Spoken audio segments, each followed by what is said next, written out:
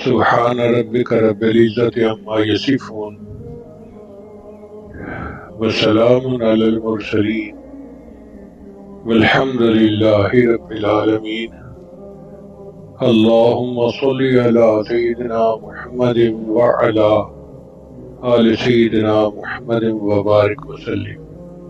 آپ کی محفل میں چند چھوٹے چھوٹے ایسے کلمات کہ جن کے پڑھنے سے انسان کے گناہ دھل جاتے ہیں اور اس کے نام اعمال میں نیکیاں لکھی جاتی ہیں، اور اتنی نیکیاں ملتی ہیں کہ حدیث پاک کا مفہوم ہے کہ فرشتے اس کی نیکیاں لکھ لکھ کر تھک جاتے ہیں. تو ایسی چند باتیں میں آپ کو بتلاؤں گا تاکہ آپ اس کی پابندی کریں.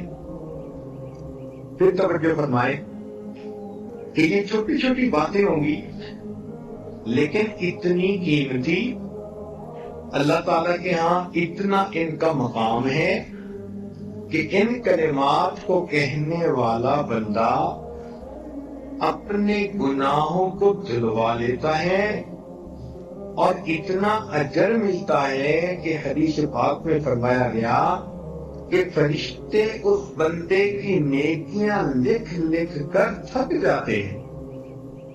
تو بچیوں کو چاہیے کہ وہ ایسے کلمات اپنی زبان سے بولتی رہا کریں کہ جن کی اتنی نیکیاں ہیں پہاڑوں برابر کہ ان کو لکھتے لکھتے بھی فرشتے تھک جاتے ہیں. اس کے دو فائدے ہوں گے. ایک تو قیامت کے دن آپ کے پاس نیکیوں کا ذخیرہ بہت ہوگا، اور دوسری بات یہ ہوگی کہ ان نیکیوں کے کرنے کی وجہ سے آپ کے جو پہلے گناہ ہو چکے ان کی ظلمت دھل جائے گی. تو دو فائدے ہو جائیں گے، پہلے گناہوں کی ظلمت ختم، اور دوسرا نام اعمال کے اندر نیکیوں کا ذخیرہ زیادہ. تو دیکھو کہ کتنی مزے کی بات ہے. تو اس کی ہوتی ہے عادت بنانے کی بات. اگر آپ ان کلمات کو پڑھنا عادت بنا لیں تو روز مرہ آپ کو نیکیاں ملتی جائیں گی. ہر دن آپ کے نام اعمال میں نیکیاں لکھی جائیں گی. ان میں سے ایک پہلا عمل ہے استغفر اللہ پڑھنا. جب ہم استغفر اللہ پڑھتے ہیں تو اس کا مطلب یہ ہوتا ہے کہ اے اللہ، میں اپنے گناہوں پہ نادم اور شرمندہ ہوں، آپ میرے ان گناہوں کو معاف فرما دیجیے. چنانچہ اس استغفار کی ایک بہت بڑی فضیلت یہ ہے کہ استغفار کرنے والے بندے پر اللہ کا عذاب نہیں آتا. توجہ فرمائیں کہ استغفار کثرت سے کرنے والے بندے پر اللہ تعالیٰ کا عذاب نہیں آتا. کیا مطلب؟ کہ دنیا میں گناہوں کی وجہ سے انسان ذلیل ہوتا ہے، رسوا ہوتا ہے، دشمن اس پر غالب آ جاتے ہیں، اس کو رزق میں کمی کر دی جاتی ہے. تو یہ گناہوں کا جتنا وبال ہے اللہ تعالیٰ استغفار کی وجہ سے اس کو روک دیتے ہیں. ہر عورت چاہتی ہے کہ مجھے دنیا میں رسوائی نہ ہو، کہیں گناہوں کی وجہ سے میری شکل ہی نہ مسخ کر دی جائے، مجھ سے رزق نہ چھین لیا جائے. تو اگر یہ تمنا دل میں ہے تو پھر اس کے لیے آپ کثرت کے ساتھ استغفار کریں. سنیے قرآن عظیم الشان. اللہ تعالیٰ فرماتے ہیں ما کان اللہ لیعذبہم وانت فیہم. اے میرے محبوب، جب تک آپ ان لوگوں کے درمیان ہیں اللہ ان لوگوں کو عذاب نہیں دے گا. وما کان اللہ معذبہم وہم یستغفرون. اور اللہ اس وقت تک بھی ان کو عذاب نہیں دے گا جب تک کہ یہ استغفار کرتے رہیں گے. اس کا مطلب یہ کہ نبی علیہ السلام کی موجودگی میں جو برکتیں تھیں کہ اللہ کا عذاب ٹل گیا تھا، استغفار کے پڑھنے سے بھی وہی برکتیں ظاہر ہوتی ہیں، اللہ تعالیٰ اپنے عذاب کو ٹال دیتے ہیں۔ چنانچہ مکہ مکرمہ کے جو لوگ تھے وہ نبی علیہ السلام سے کہتے تھے کہ اگر ہم آپ کا انکار کرتے ہیں تو ہمارے اوپر عذاب کیوں نہیں آتا، اور ان کے اوپر عذاب کوئی نہ آیا۔ تو یہاں پر مفسرین نے تفصیل لکھی، وہ فرماتے ہیں کہ مکہ والوں پر عذاب اس لیے نہ آیا کہ اللہ تعالیٰ کے نبی علیہ السلام وہاں موجود تھے۔ سوال پیدا ہوتا ہے کہ جب نبی علیہ السلام نے ہجرت فرما دی تو اس وقت عذاب آ جاتا؟ تو اس کا جواب علماء نے دیا کہ وہاں پر کچھ صحابہ موجود تھے جنہوں نے ہجرت نہیں کی تھی، وہیں رہ گئے تھے، مگر کلمہ پڑھا تھا انہوں نے، بوڑھے تھے یا کوئی اور عذر تھا، تو ان کی برکت سے عذاب نہ آیا۔ پھر اس پر سوال پیدا ہوتا ہے کہ چلو پھر جب ایک وقت ایسا آیا کہ سارے ہی مسلمان ہجرت کر کے چلے ہی گئے تھے اور پیچھے کافر ہی رہ گئے تھے، مشرکین ہی رہ گئے تھے، تو اس وقت عذاب آ جاتا؟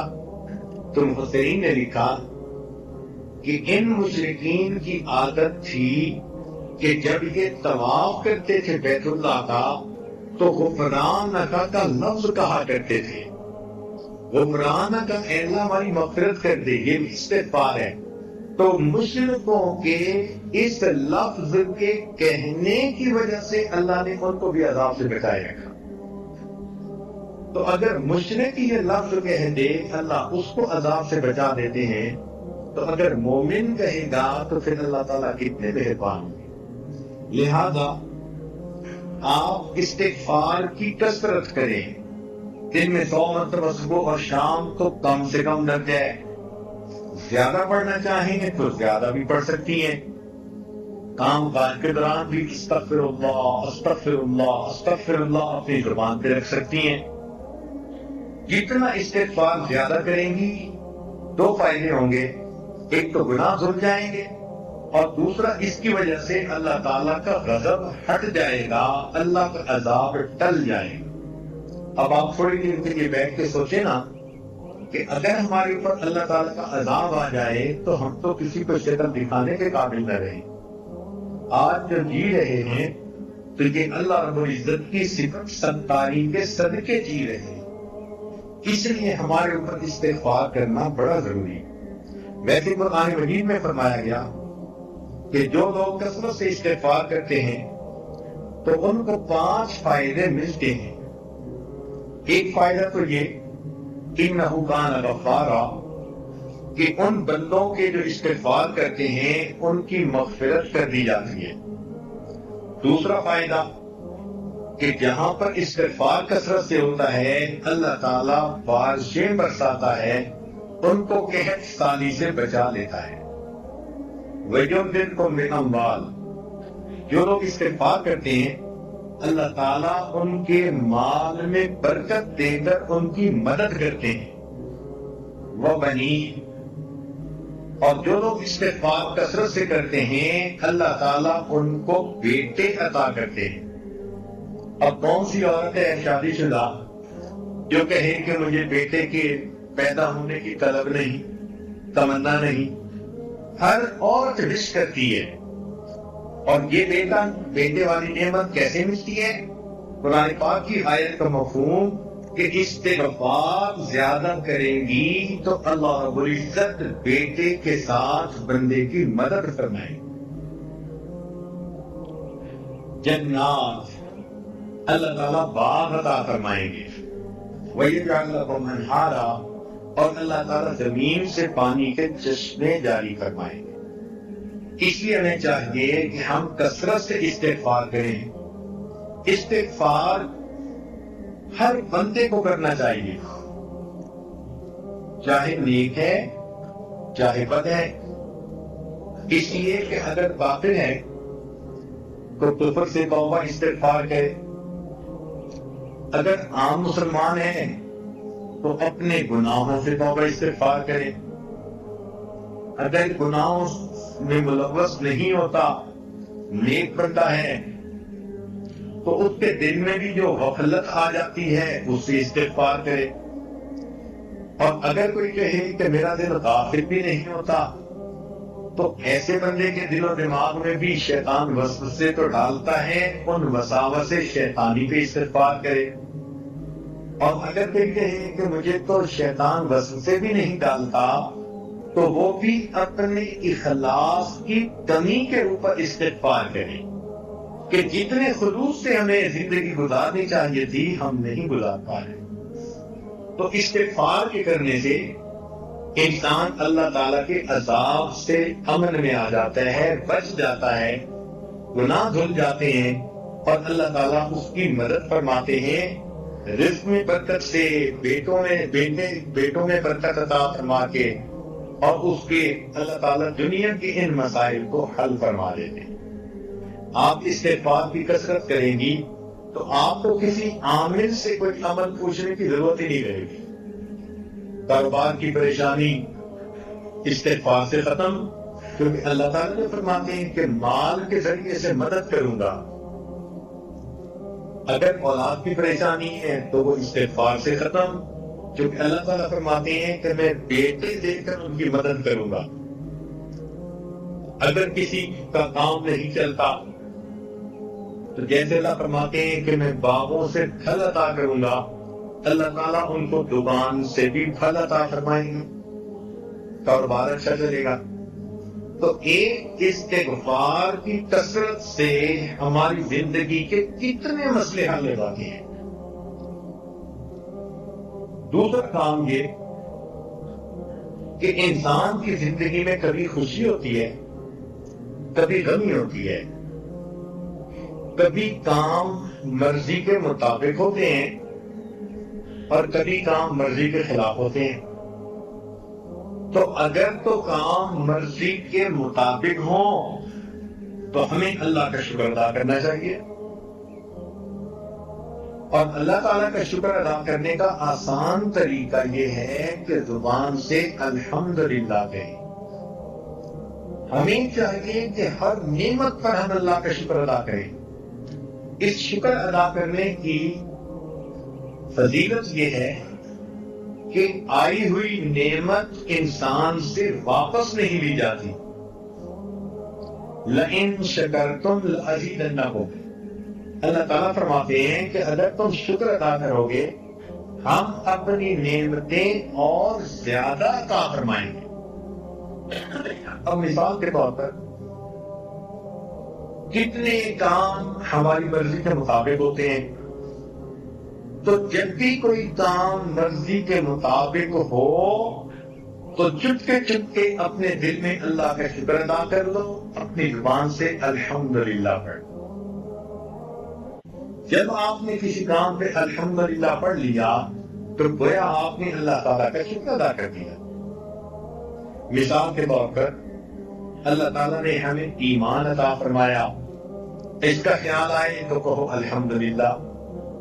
اللہ تعالیٰ نے آپ کو صحت عطا فرمائی، بیماری کوئی نہیں، خیال سوچ میں آئے تو کہو الحمدللہ.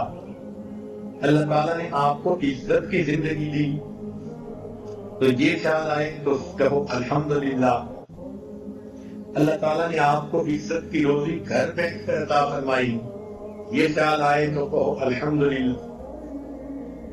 اللہ تعالیٰ نے آپ کو اولاد عطا فرمائی، بیٹے بھی دیے، بیٹیاں بھی دیں، جب ان پہ نظر پڑے تو کہو الحمدللہ.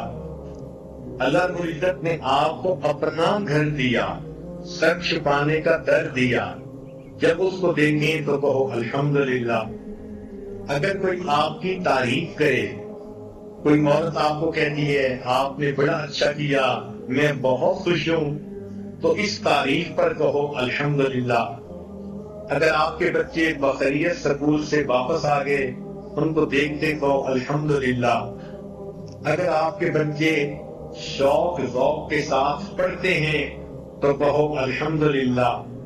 اگر وقت پہ آپ نے کپڑے دھو لیے، تیار ہو گئے، کہو الحمدللہ. اگر آپ نے کھانا وقت پہ پکا لیا کہو الحمدللہ. اگر آپ کے گھر مہمان آئے اور وہ خوش واپس گئے کہو الحمدللہ. اگر آپ کو وقت پہ نماز پڑھنے کی توفیق مل گئی کہیں الحمدللہ. آپ نے وقت پہ تلاوت پابندی کے ساتھ کر لی، اذکار مراقبہ پابندی کے ساتھ کر لیا، کہیں الحمدللہ. اگر آپ ایک دن بے پردگی سے بچ گئی، پردے کا آپ نے خیال لحاظ رکھا تو کہو الحمدللہ. اگر آپ نے کسی دن میں کسی کا دل نہیں دکھایا تو کہو الحمدللہ. معلوم ہوا کہ جب بھی کوئی کام آپ کی مرضی ایکسپیکٹیشن کے مطابق ہوتا ہے، اس کام پر اگر آپ الحمدللہ کہہ لیں گی تو اللہ تعالیٰ کی شکر گزار بندیوں میں شامل ہو جائیں. جب آپ کا دل خوش ہو کسی بات پہ، سکون ہو تو کہو الحمدللہ. آپ کا خامن گھر آیا اور مسکراتے چہرے کے ساتھ آیا، آپ کو دیکھ کے مسکرایا، کہو الحمدللہ. ناشتہ آپ نے ٹھیک وقت پہ خامن کو کروا دیا، کہو الحمدللہ. بچوں کو خوش کھیلتا دیکھا، کہو الحمدللہ. آپ کو کسی دن ساس نے تنگ نہیں کیا، کہو الحمدللہ. نند نے کسی دن آپ کو تانا نہیں دیا، کہو الحمدللہ. اگر آپ کی کوئی دعا قبول ہو گئی کہو الحمدللہ. آپ سوئی اور آپ کو پرسکون نیند آئی تو جاگنے پہ کہیں الحمدللہ. بھوک لگی تھی، آپ نے کھانا کھا لیا، پیٹ بھر کے کہو الحمدللہ. پیاس لگی تھی، ٹھنڈا پانی اللہ نے دیا، پی کر کہیں الحمدللہ. نرم بستر اللہ نے سونے کے لیے عطا فرمایا، بستر پر لیٹتے ہی کہیں الحمدللہ. تو اگر آپ غور کریں تو مجھے کو لگتا ہے کہ ہمیں ہر وقت ہی الحمدللہ کہنا چاہیے. حالانکہ ہماری عورتیں دن میں ایک دفعہ بھی نہیں کہتی ہوں گی الا ماشاء اللہ. تو غور کریں کہ کتنی غفلت کی زندگی ہم گزار رہے ہیں کہ ہمیں تو لمحے لمحے اللہ کی نعمت پر شکر ادا کرنا چاہیے تھا اور ہمیں اس بات کا احساس نہیں. اور اللہ کی ان نعمتوں کو ہم ایسے استعمال کرتے ہیں جیسے کہ ہمارا حق تھا جو اللہ نے ہمیں دے دیا. حالانکہ جن کو یہ نعمتیں نہیں ملی ان سے جا کے پوچھو نا. اب جس بچی کا رشتہ نہیں آتا اس سے پوچھو کہ وہ دل میں کتنا دکھی ہوتی ہے.